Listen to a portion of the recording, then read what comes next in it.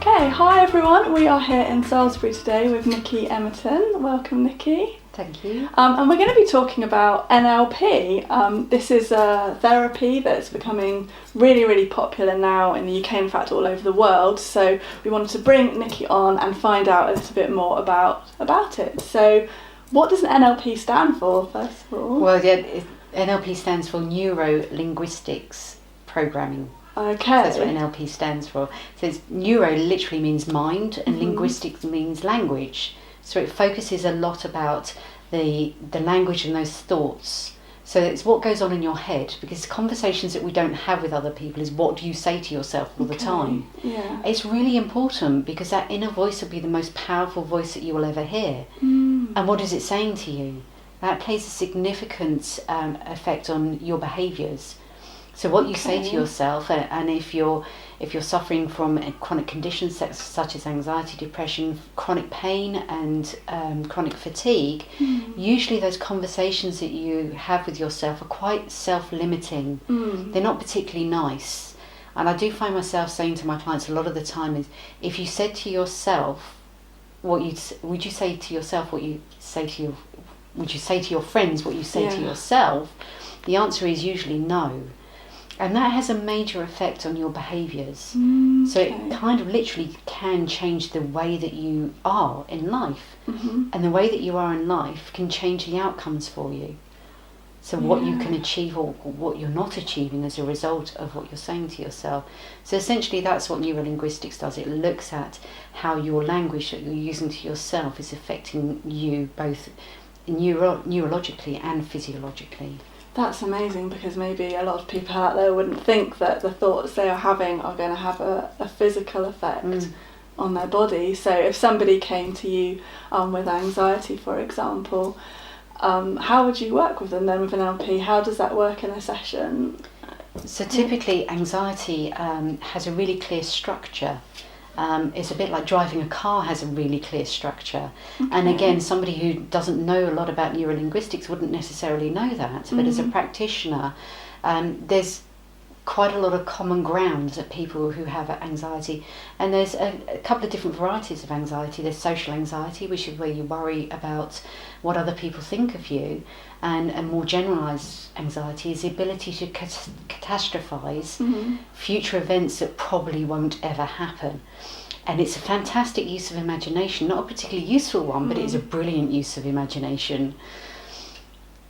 Okay, and so how would you then help someone sort of to reframe their thinking process? Are there particular techniques that you use that you can share with us? Yes, yeah, there is. So the techniques that I'd usually use for somebody who's, and I'm going to use the word do here, doing anxiety. Okay. Because that's one of the first things we look at is if you're doing anxiety, it means it's a process. It's a verb. You're doing something, which opens up the option of choosing to do something different. So it becomes less fixed. So working towards more of a growth mindset rather than a fixed mindset. Okay. So some of the processes that we can use is give people more skills and resources, such as confidence and calmness is a really important one. So I might step into a little bit of mindfulness, being in the present. So there's lots of other therapies that people use which kind of come into NLP as well. And finding out what it is for that person. Their structure, what their inner voice is saying to themselves.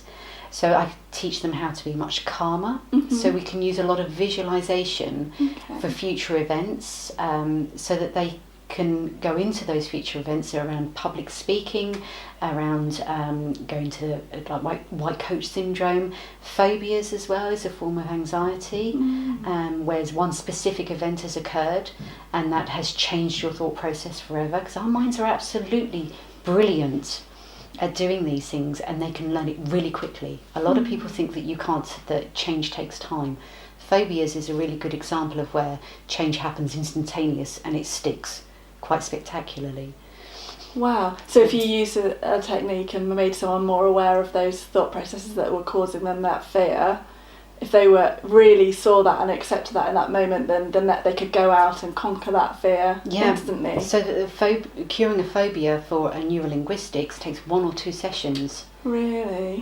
For some quite spectacular phobias as well. Wow, because that person sees and understands that it's their thought processes that are stopping them. Yeah.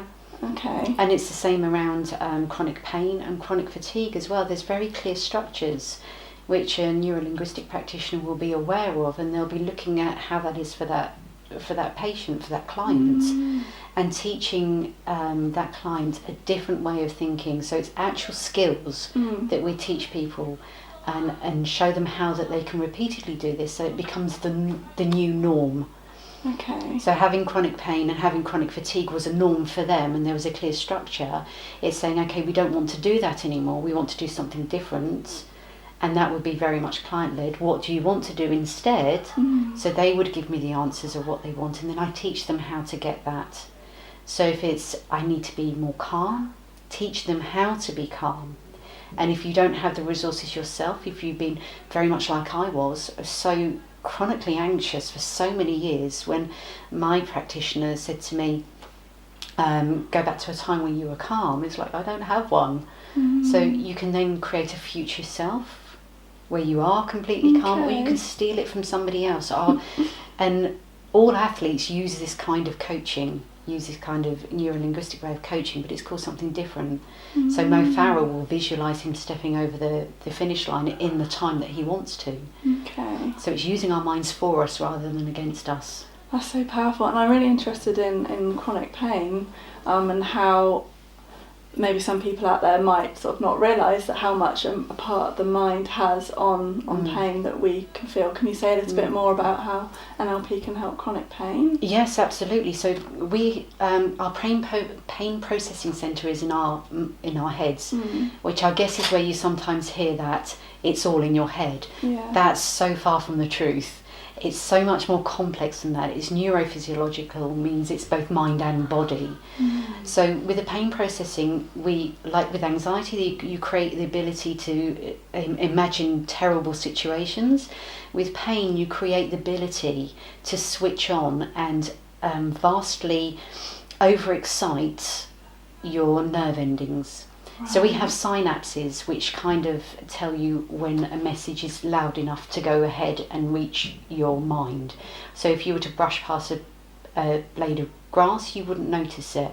When you put your trousers or your clothes on first thing in the morning, you can feel them, but then you don't feel them for the rest of the day. So we have these little junctions which should work so that we don't hear those, our minds don't notice those things that are not important. With chronic pain, somehow those messages get through, so everything becomes really high alert. Okay. So you start feeling more pain when there is no pain, and it becomes on a loop, a bit like an acoustic guitar that's plugged into an amplifier, where you play the note and then you hear it afterwards, or an echo that never stops. So that's how chronic pain is created, and it can be from trauma or physical injury. It can be caused by a whole range of things. The important thing is somehow you've got stuck. Right. Okay. And how do you unstick that? That's quite individual for each person. But the tools are the same. It is recognising that this is what's occurring. This is the process has become habitual to a certain degree, and it's unconscious. You're not doing it intentionally. You don't mean to do any of this stuff. It's a bit like driving a car. When you first got in it, you were very, very aware of where your feet and your hands and your eyes and where you were looking, but after a period of time it just becomes automatic. In the same way, we can get into these processes where we're unconsciously and unintentionally creating these sensations, these feelings. So the pain is real for that person with fibromyalgia. It is really, really real, but it's finding out what those processes are, acknowledging that there's no medical cause for them, otherwise you wouldn't have been diagnosed with fibromyalgia. You would have been diagnosed with something else. So it's really important to make sure there is no physical cause or reason for you to have pain. And then deciding what you want to do instead, because it is a process, so it's something that you are doing which opens up the opportunity to do something different instead. So again, with fibromyalgia, it's a lot about teaching people to be a lot calmer. And that can be through mindfulness, or it can be exercises, whatever useful for that person. And it's teaching them different thought processes. And there's quite often a lot of therapy around situations or occurrences that have happened in their younger years. Okay. So typically an awful lot goes around. We tend to learn a lot of our strategies between the ages of 3 and 7. It's not stuck to those ages, but usually with my clients it's between the age of 3 and 7, when we're learning a lot about the world around us and how we respond to that. And if those strategies aren't particularly useful and we use them in adult life, that's when we get a bit stuck. Fascinating. So then you enable them to see how those processes had affect them from that age, and then they can begin to reframe that and let them go. Yeah, and how they do that, giving them real skills and strategies and resources to be able to do that for themselves whenever they need to. Wow. And so I'm guessing everybody's different, so it takes a certain amount of time. It's different with each person. Yes, it's not no set amount of time. No, there isn't. We would I would expect to see significant shift towards resolving whatever it is going on for you with fibromyalgia in about 4 to 6 sessions. Okay. Recently worked with a client who has had chronic pain or fibromyalgia for over 30 years and depression for, he thinks, about 40 to 50 years. And that took 10 sessions. Okay. Because he wanted to resolve all of it, so it was not just the fibromyalgia. And there was chronic fatigue going on there as well, because it quite often goes hand in hand. So when he first started coming to see me, he would not have an appointment before 11 a.m. It wasn't long before it was 9:30 a.m. and that was fine. Wow. And it wasn't long before he was up at 7:30 and enjoying life, and then start thinking towards his future, because he's retired, but now he wants to do so much with his life that for the last couple of decades he hasn't been able to. So wow, pretty awesome. It's incredible, the power of the mind, hey? Oh, thank you so much for sharing that information with us. That's been fascinating. Would you like to share with the audience how they can contact you if they'd like to find out more or work with you? Yeah, that'd be great. So you can find my website at www.beu.org.uk, and I'm Nikki Emerton, and if you search for me just by name you find me. Great, thank you very much. Thank you. I really hope that helped to inform you more about NLP, and do get in touch with Nikki if you would like to find out more, and we look forward to seeing you again soon.